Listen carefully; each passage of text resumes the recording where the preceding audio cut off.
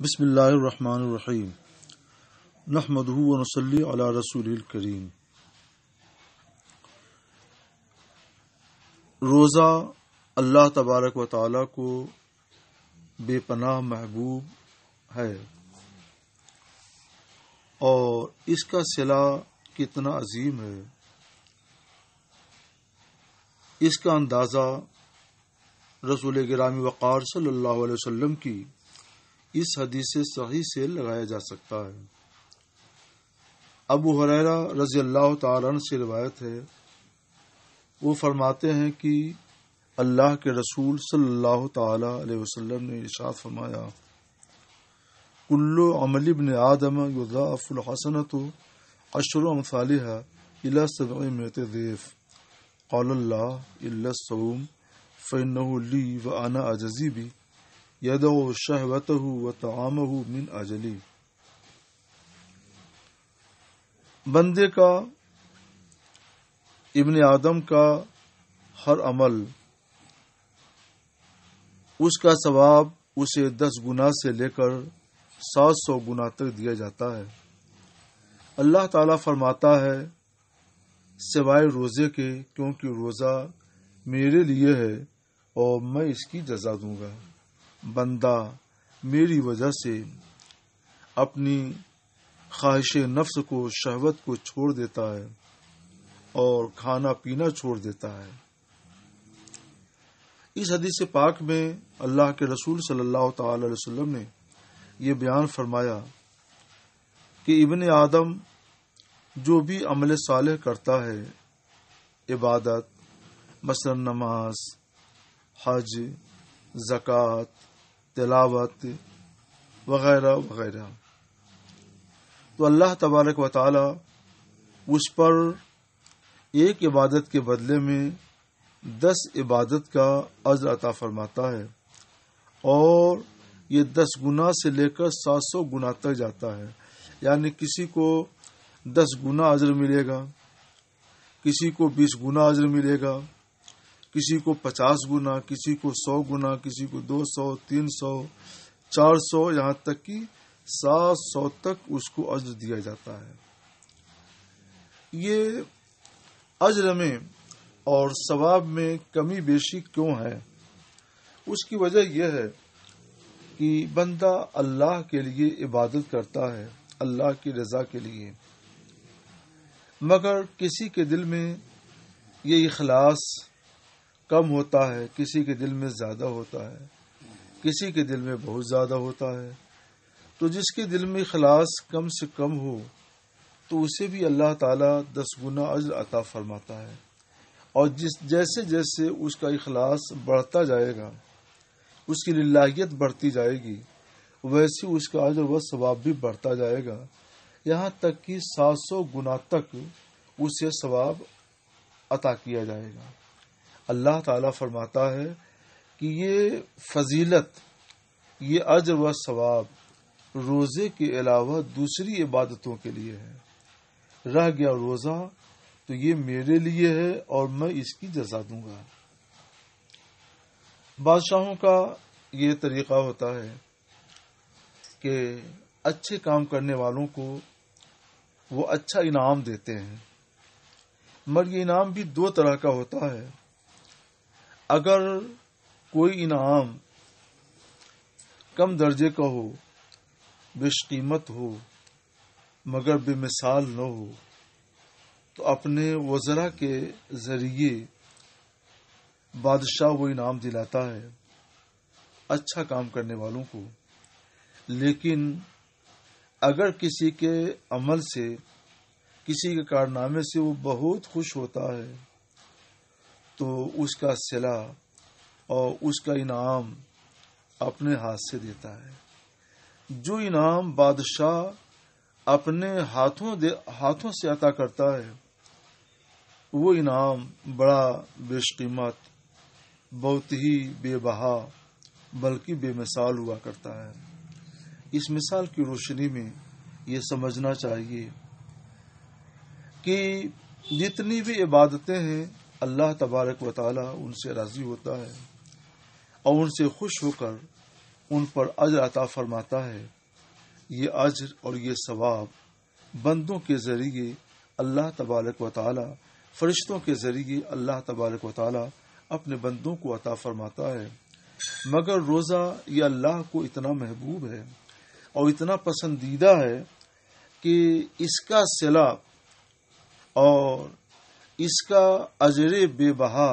اللہ تبارک و تعالی خود عطا فرمائے گا۔ یقیناً وہ اجر، وہ صلہ بے بہا ہوگا، بے مثال ہوگا، کیونکہ اللہ رب العزت جل جلالہ جس کے خزانے کرم میں کوئی کمی نہیں ہے، وہ اپنے فضل خاص سے خود وہ انعام عطا فرما رہا ہے، خود وہ یہ صلہ دے رہا ہے۔ آخر ایسا کیوں؟ تو اللہ تعالیٰ فرماتا ہے فَإِنَّهُ لِي، روزہ میرے لیے ہے اور میں اس کی جزا دوں گا۔ اس کی وجہ یہاں پر ایک یہ بتائی گئی، يَدْعُ شَهْوَتَهُ وَطَعَامَهُ مِنْ أَجْلِي، بندہ میری وجہ سے اپنی شہوت کو چھوڑ دیتا ہے اور میری وجہ سے دن کا کھانا پینا چھوڑ دیتا ہے۔ یہ جو عبادتیں ہیں، نماز، حج، زکوٰۃ، صدقہ فطر اور اس طرح کی اور بھی دوسری عبادتیں ہیں، ان عبادتوں میں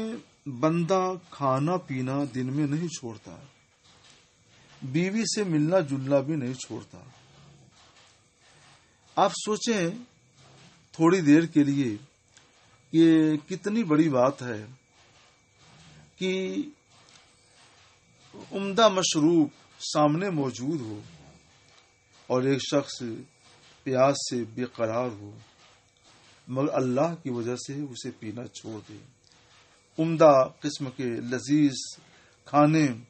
سامنے موجود ہوں، مگر اللہ کی وجہ سے دن بھر بھوکا رہ جائے اور کھانے کی طرف کوئی توجہ نہ کرے۔ بیوی موجود ہے، خواہش بھی ہے، شہوت بھی ہے، مگر صرف اللہ کی وجہ سے، اللہ کے خوف کی وجہ سے وہ بیوی سے ملنا جلنا ترک کر دیتا ہے۔ یہ وہ چیز ہے جو ایک دن نہیں، 2 دن نہیں، 1 مہینے تک جاری رہتی ہے۔ 1 مہینے تک بندہ اپنی بیوی سے دن کے اوقات میں ملنا جلنا چھوڑ دیتا ہے، کھانا پینا چھوڑ دیتا ہے، حالانکہ اسے اس کی خواہش ہوتی ہے اور اس کی شہوت ہوتی ہے۔ یہ وہ اللہ کے لیے کرتا ہے، اس لیے اللہ تعالیٰ اسے خود اس کا صلہ اور اس کا اجر عطا فرمائے گا۔ یہاں پر ایک بات یہ سوچی جا سکتی ہے کہ عبادتیں جتنی بھی ہوں سب اللہ ہی کے لیے ہوتی ہیں،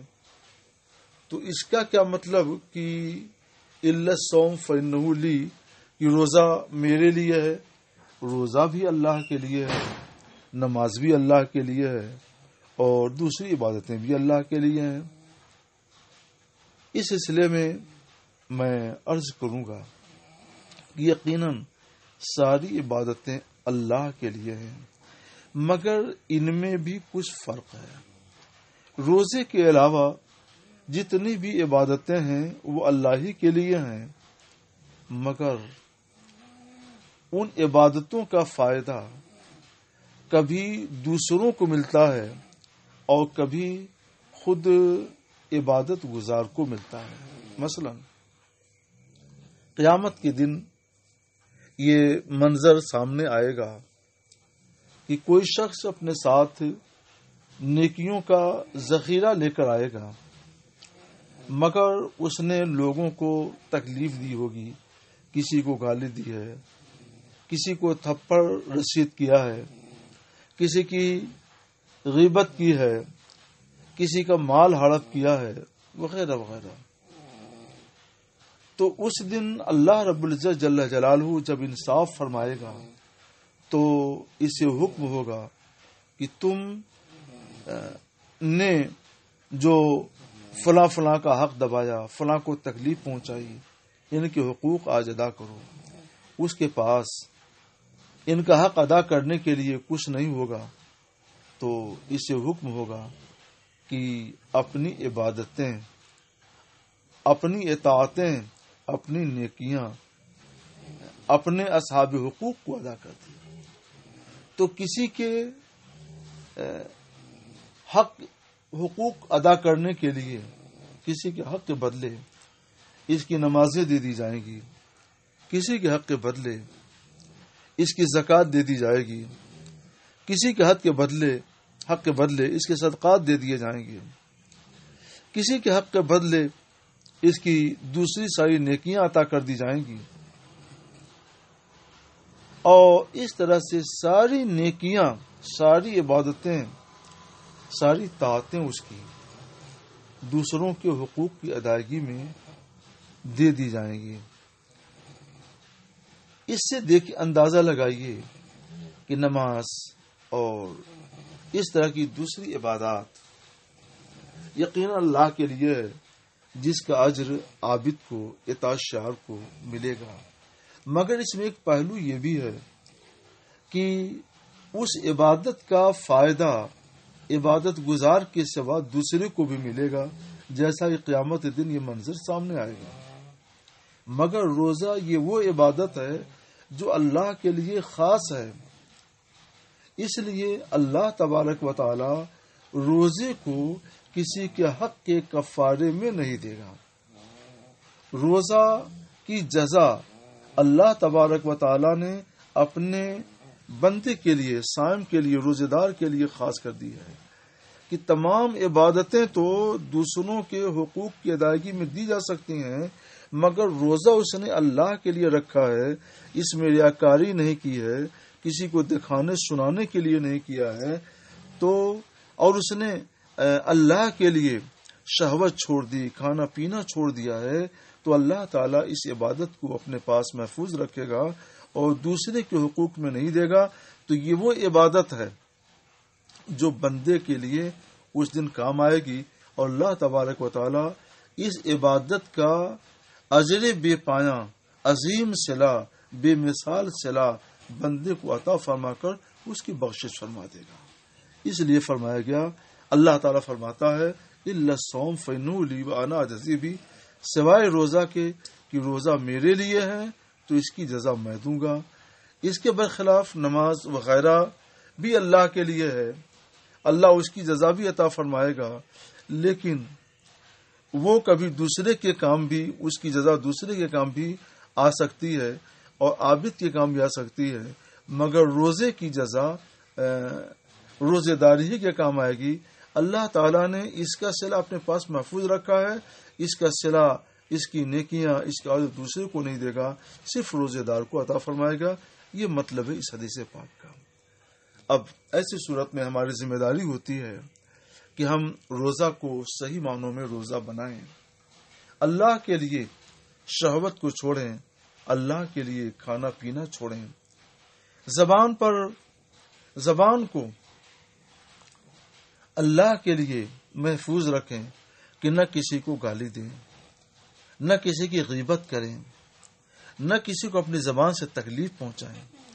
اپنے ہاتھوں سے بھی نہ کسی کی توہین کریں، نہ کسی کا حق دبائیں اور نہ ہی کسی کو تکلیف پہنچائیں، اپنے پاؤں سے بھی نہ کسی کو تکلیف پہنچائیں، نہ کسی گناہ کی طرف بڑھیں، آنکھوں سے کوئی گناہ کا کام نہ دیکھیں، کانوں سے کوئی گناہ کی بات نہ سنیں، ناک سے کوئی گناہ کی چیز نہ سونگیں۔ اس طرح سے اپنے تمام اعضاء کو اللہ کی عبادت کے لیے خاص کر دیں اور گناہوں سے اپنے ہاتھ کو بھی بچائیں، اپنی آنکھوں کو بھی بچائیں، اپنی زبان، اپنی فکر، اپنے کان، اپنے پاؤں، اپنے اعضاء سب کو بچائیں۔ پھر ایسا روزہ خاص اللہ کے لیے ہوگا، اس کا اجر اللہ کے یہاں محفوظ رہے گا اور اس کا بے مثال صلہ اللہ تعالیٰ آپ کو عطا فرمائے گا۔ تو اس کے لیے ضروری ہے کہ آپ روزہ کو روزہ کی طرح سے رکھیں، روزے کا حق ادا کرنے کی کوشش کریں تاکہ اس کا اجر آپ کے لیے محفوظ رہے اور قیامت کے دن کام آئے۔ اللہ آپ کو، ہم کو، سب کو اس کی توفیق عطا فرمائے۔